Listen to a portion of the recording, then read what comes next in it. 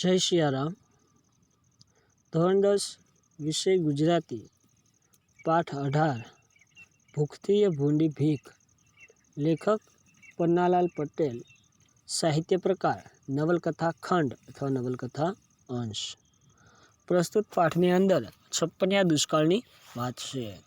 અગાઉ આપણે જોયું હતું કે કાળુ એક ટેકવાળો વ્યક્તિ છે કે જે ખેડૂત છે અને ખેડૂત હોવાથી એવું માને છે કે પોતે પોતાના અનાજની આગળ હાથ ધરતા એને શરમ આવે છે. એટલા માટે કે જે સુંદરજી શેઠ જ્યાં ધર્માદુ સદાવ્રત ચલાવે છે ત્યાં અનાજ લેવા જવા માટે તૈયાર થતો નથી.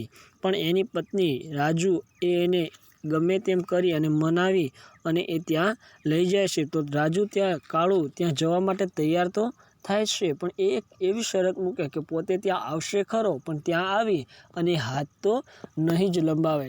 એવી શરતે કાળુ પોતાની પત્ની રાજુ અને એના શાળાઓ તેમજ એના દીકરા સંતાનો સાથે ત્યાં જાય છે. ત્યાં જતાં જેઓ એ લાઈનમાં રાજુ અને એના શાળાઓને બધાને લાઈનમાં ઊભા રાખી અને કાળુ ત્યાંથી પાછો હાલવા જાય છે, તો એટલામાં ત્યાં જે ઊભેલા જે સિપાહીઓ હતા એ કાળુને રોકે છે અને કહે છે કે તું આમ ક્યાં જાય છે? તો કાળુ કહે છે કે મારે આ ધર્માદાનું અનાજ ખાવું નથી, એટલા માટે હું મારા ઘરે જઈ રહ્યો છું.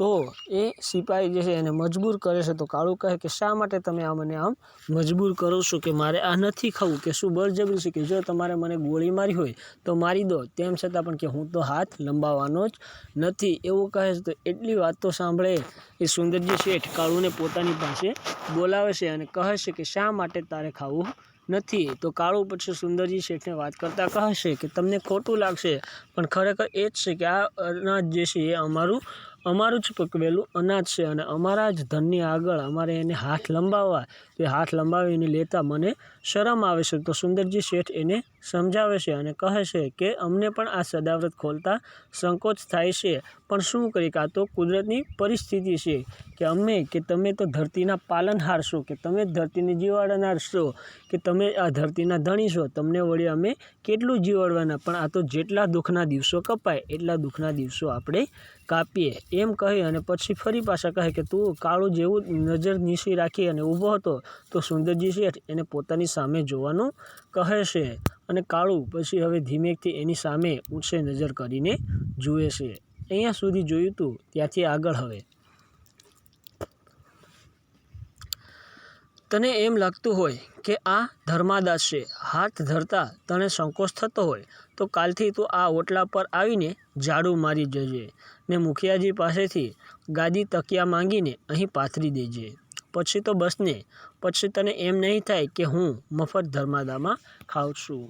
કે સુંદરજી શેઠ હવે કાળુને સમજાવતા કે સારી રીતે એક પિતા તરીકે એક વૃદ્ધ અનુભવી વ્યક્તિ છે, એના લીધે એ સુંદરજી શેઠ કાળુને સમજાવતા કહે છે કે જો તને કદાચ આ ધર્માદાનું ખાતા શરમ આવતી હોય અને હાથ લંબાવતા જો તને શરમ આવતી હોય, તો કાલથી તું એક કામ કરજે કે તું અહીંયા આવજે અને આ જે ઓટલા ઉપર અમે બેસીએ છીએ ત્યાં ઝાડુ મારજે, એટલે કે અહીં સંજવારી કાઢજે અને મુખિયાજી પાસેથી ગાદી તકિયા કે ગાલીચા વગેરે લઈ અને અહીંયા પાથરી દેજે.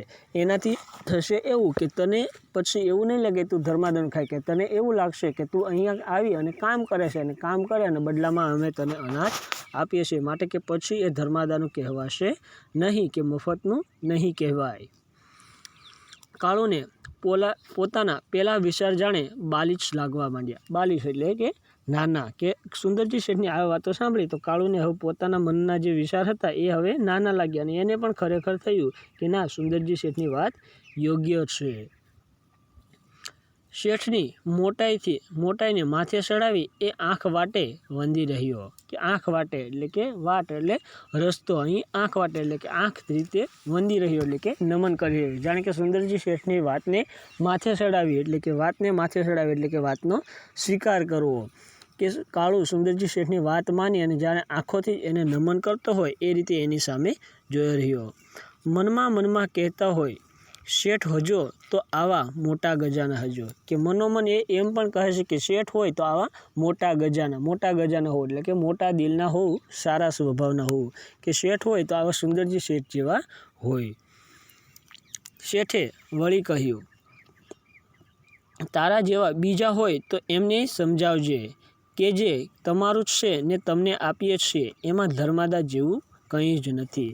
કે સુંદરજી શેઠ ફરી પાછો કાળુને સમજાવતા કહે છે કે તું એક આવું કહેનાર નીકળ્યો કે તારા જેવા હજી જો બીજા પણ કોઈ હોય કે જેમ તારી જેમ નિયમ રાખી અને બેઠા હોય અને કદાચ અહીંયા સુધી ન આવ્યા હોય તો તું એમને પણ આ વાત સમજાવજે. અને એ સમજાવતા એને એટલું કહેજે કે આ તો તમારું જ અનાજ છે અને તમારું જ છે અને તમને આપીએ છીએ, કે આમાં કોઈ ધર્માદો કે અમે ધર્મ કરીએ છીએ કે દાન કરીએ છીએ એવી કોઈ વાત નથી. આ તો તમારું જ છે અને અમને ફરી પાછું તમને ને તમને અમે આપીએ છીએ એવું તું બીજાને પણ સમજાવજે. કાળુએ ડોકું હલાવ્યું. અહેસાન માનવાના શબ્દો ન સૂઝતા સુંદરજી શેઠને જય શ્રી કૃષ્ણ કહી ચાલતો થયો. કે કાળુને શેઠની વાત ગમે છે અને જેવી તમારી ઈચ્છા કે જેમ તમે કહો છો એમ માથું હલાવી અને પોતે જે છે કે ત્યાંથી પછી એનો આભાર માની અને જય શ્રી કૃષ્ણ કરી અને કાળુ ફરી પાછી ત્યાંથી ચાલતો થાય છે. લાઇનમાં જઈને ખડા થઈ ગયો એટલે કે ત્યાં ઊભા રહી ગયો. કે ફરી પાછી જ્યાં અનાજ લેનારની લાઇન હતી એ લાઇનમાં કાળો ઊભો રહે છે. અમારું જ છે ને અમારે લેવું જ છે, મારોય આમાં તો હશે જ એટલે કે હશે જ. કે કાળુ કહે કે હા, કે સુંદરજી શેઠની વાત સાચી છે કે આ તો અમારું છે અને અમારે લેવું છે, એમાં કે દાન ધર્મ જેવી વાત નથી. અને એ મનમાં એવું પણ વિચારે છે કે આમાં મારું પકવેલું અનાજ પણ આમાં તો હશે જ એવું કાળુ નક્કી કરે છે. પેલા વલ્લાવાળા ક્યારડાની મારી શાળ હાથમાં ફેરવેલી ને રમાડેલી એ શાળના ચોખા ઓળખી કાઢું, વીણી દેખાડું કોતો. કે કાળુ મનોમન એવું વિચારે કે આમાં મારું પણ ધાન હશે અને કહે છે કે પહેલે વખતે એકવાર મેં જે ખેતરમાં જે ધાન ચોખા ઉગાડ્યા હતા અને મારા જ હાથથી જેને મેં સાફ કર્યા હતા કે જો આમાં મને કોઈ કહે તો હું એ ચોખા વીણી અને ગોતી બતાવું, એટલો એને મનમાં આત્મવિશ્વાસ પણ બેસે છે.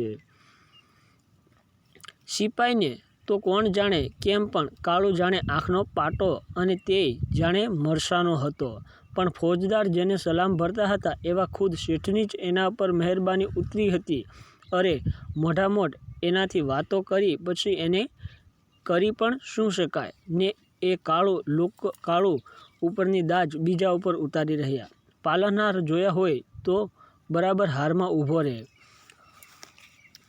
કે કાળુ જે અત્યારે પેલા સિપાહીની સામે થયો હતો એને તો જાણે કે કાળુ આંખનો પાટો એટલે કે જાણે કે એને કાળુને જોવો ગમતો ન હતો ને એ પાટો વળી પાછો કેવો કે મરસા જેવો એટલે કે એને ખૂબ જ આંખમાં ખુશી હોય. કે કાળુ ઉપર ક્રોધ તો ખૂબ જ હતો, પણ જેના મોટા અધિકારીઓ પણ જે સુંદરજી શેઠને સલામ કરે છે એવા સુંદરજી શેઠની સાથે એણે વાતો કરી અને એના જ કહેવાથી કાળુ અહીંયા ઊભો છે એટલા માટે હવે એને કંઈ પણ કરી શકાય એમ ન હતું.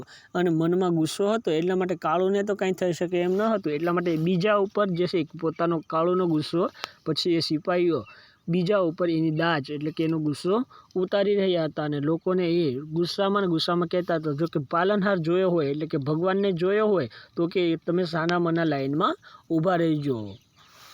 એ દોઢ પાસેર ખીચડી ફાટેલા ધોતિયાના ફડકામાં લઈને રવાના થતાં કાળુને હસવું આવ્યું.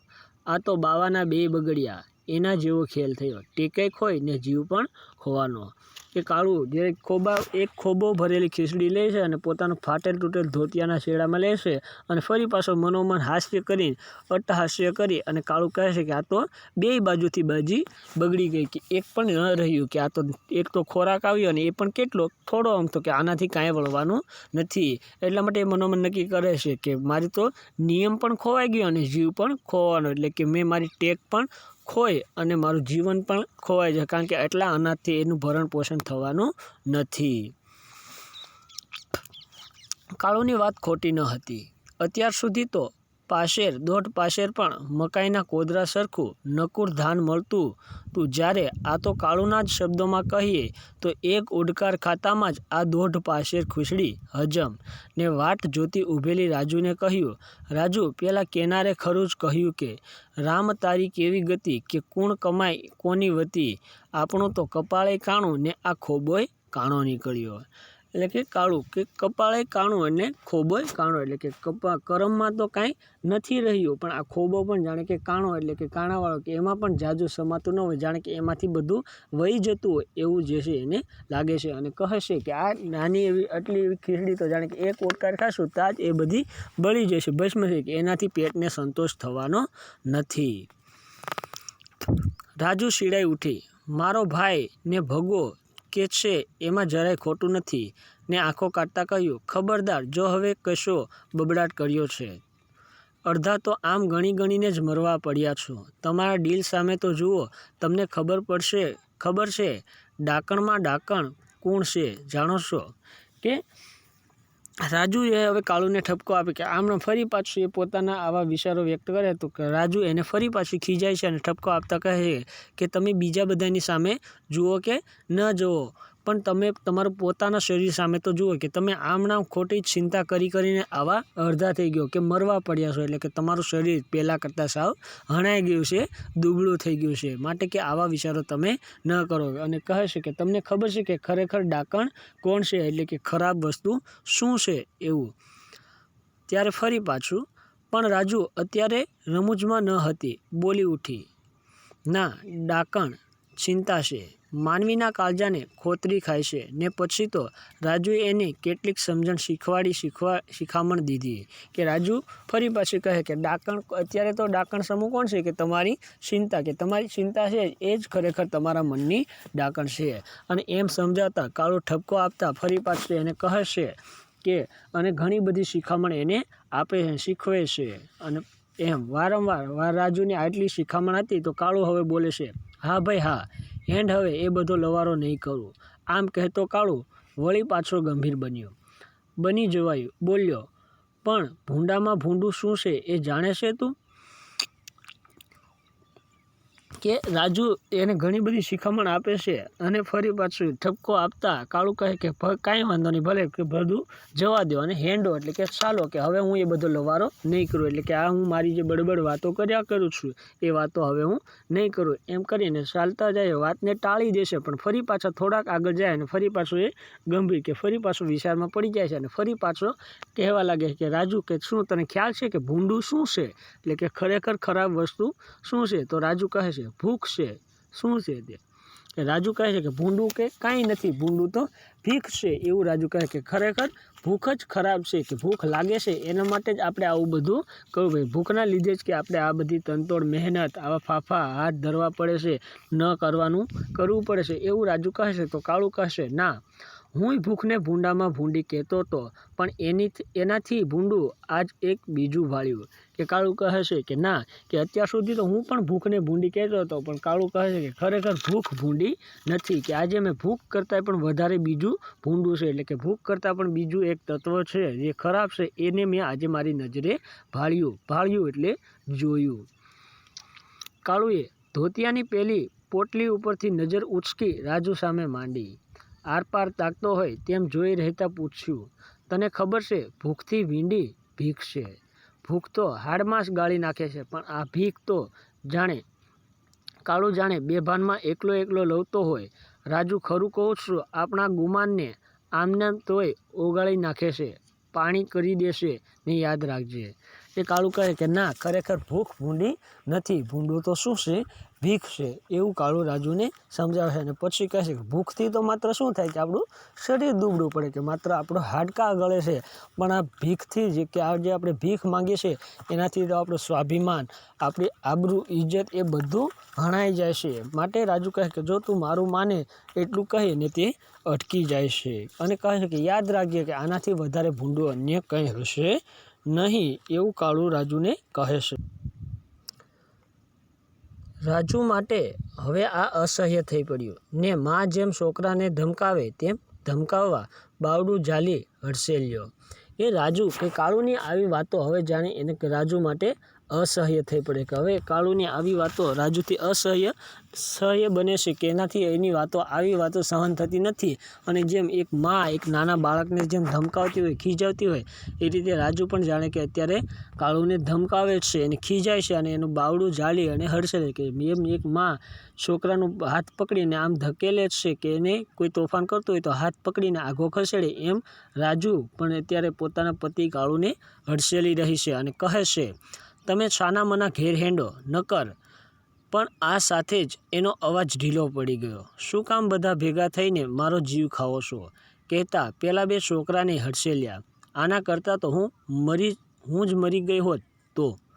કે રાજુ હવે કંટાળી જઈને કહે છે કે શા માટે તમે આવી વાતો કરીને મારો જીવ ખાવશો, એટલે કે મને શા માટે તમે આમ હેરાન કરો છો અને શા માટે બધા લોકોની વચ્ચે તમે આવા ગાંડા કાઢો છો. એમ કરતાં એ દુઃખી બને છે અને પછી અંતે ફરી પાછું એમ પણ કહે કે આવું બધું સાંભળવું, આ બધું જોવું એના કરતાં તો હું મરી ગઈ હોત તો જ વધારે સારું હતું.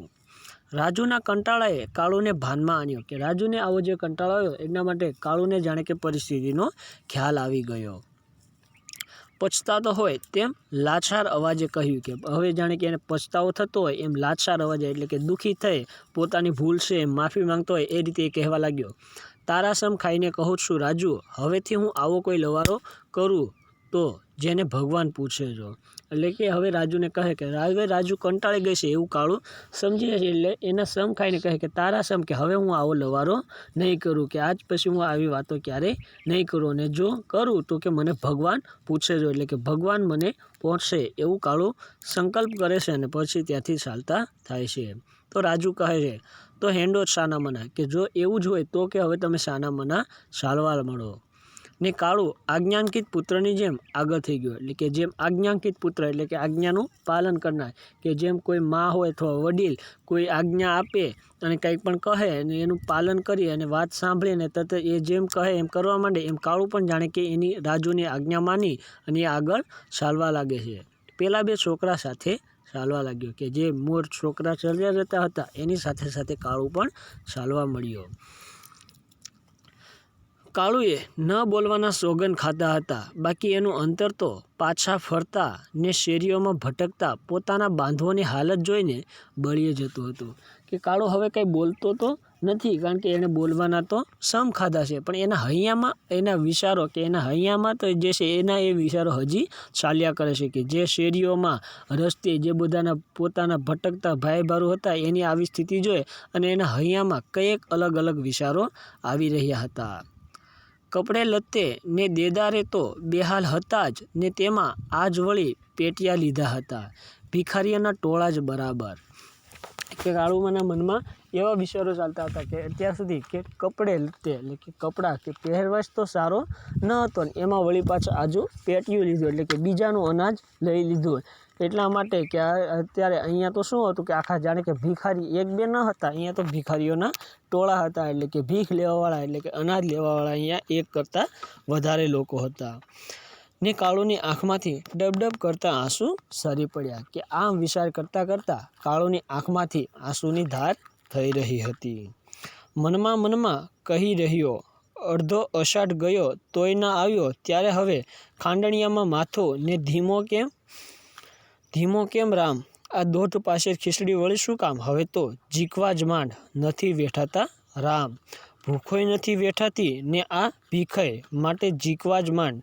પણ મકાનનો ઓટલો ચડતા ખુદ કાળું જ ઝીકાઈ પડ્યો. પછી તો ગરમ વિચારોને લીધે ભૂખનો માર્યો કે ગમે તે કારણે, કે કાળુને ઘર જતાં મનમાં ઘણા બધા વિચારો આવે છે અને એ બધું એટલા માટે અસહ્ય થઈ પડે છે, એટલે મનોમન એ ઈશ્વરને પ્રાર્થના કરે છે અને પ્રાર્થના કરતાં કે હે ઈશ્વર, કે આ બધું જે છે એ અત્યારે અસહ્ય થઈ પડ્યું છે, કે સહન થતું નથી, કે આખો અષાઢ મહિનો અડધો થઈ ગયો, માટે તો હવે કે ખાંડણિયામાં માથું રાખી અને ધીમો કેમ રામ, કે જે ઈશ્વર કે જો તું આમ અમને ખાંડવા જ માંગતો હોય, અમને મારવા જ માંગતો હોય તો કે આ ધીમે ધીમે શું કામ મારે, કે એકી સાથે મારી નાખ, અથવા તો કહે છે કે તું મને જીકવા જ મળે, એટલે કે જાણે કે તું મને મારવા જ મળે અથવા તો વરસાદ દેવા દે, બેમાંથી એક કામ કરે. એવું વિચારતા એ ફરી પાછું કહે કે હવે તો આ ભૂખ પણ સહન નથી થતી અને આ ભીખ માંગવી પડે છે, એ ભીખ માંગવું એ પણ હવે સહન થતું નથી, માટે તો તું અમને જીકવા જ મળે, એટલે કે જાણે કે તું અમને મારી જ નાખે એવું ઈશ્વરને કહે છે, કે ધીમે ધીમે ના માર પણ તું એક સાથે અમને મારી નાખ. આવું વિચાર કરતાં કાળું જેવો પોતાના ઘરના ઓટલા ઉપર ચડે છે એટલામાં એ ફસડાય અને ત્યાં પડી જાય, કે જીકાઈ જવું એટલે કે પડી જવું, નિશા પડી જવું, કે કાળો નિશો પડી જાય છે. અને લેખક અંતે ખુલાસો કરતાં કહે છે કે એ પછી કયા કારણે જીકાયો, કે તો ભૂખના કારણે જીકાયો છે અથવા તો પોતાના આવા જે ખરાબ ગરમ વિચારો કે એક ધારા આવા વિચારોના કારણે જાણે કે એનું મગજ તપી ગયું હોય, મગજ ફેલ થઈ ગયું એ રીતે વિખાયો, એ તો કોણ જાણે, કે એનું કારણ શું હોય, કે એનું ગમે તે એનું કારણ હોઈ શકે, કે એના આવા વિચારો પણ એ કારણ હોઈ શકે અથવા તો ભૂખ પણ એનું એક કારણ હોઈ શકે. આમ આ પાઠમાં એક નામદાર વ્યક્તિની કે ઇજ્જતદાર વ્યક્તિની જે ઇજ્જત ખોવાય છે અને દુષ્કાળના લીધે જે કપરી પરિસ્થિતિ લોકો પર થઈ પડે છે અને એ કપરી પરિસ્થિતિના કારણે ભૂખના કારણે અનાજ પાણી ન હોવાને લીધે આવું જે ઇજ્જતદાર ખેડૂતો હતા એની ઇજ્જત જાય છે અને જે અન્નદાતા ખેડૂત કહેવાય છે કે જેના ઘરે અનાજની તાણ ન હોય એને જ પોતાના અનાજ ભીખમાં લેવા પડે આવી જે કપરી પરિસ્થિતિનું નિર્માણ થયું હતું એનું આલેખન લેખકે પ્રસ્તુત નવલકથા ખંડમાં કર્યું છે. માનવીની ભવાઈમાંથી આ પાઠ લેવામાં આવ્યો છે. પાઠનો સ્વાધ્યાય લખવો અને એના ફોટા મોકલવા.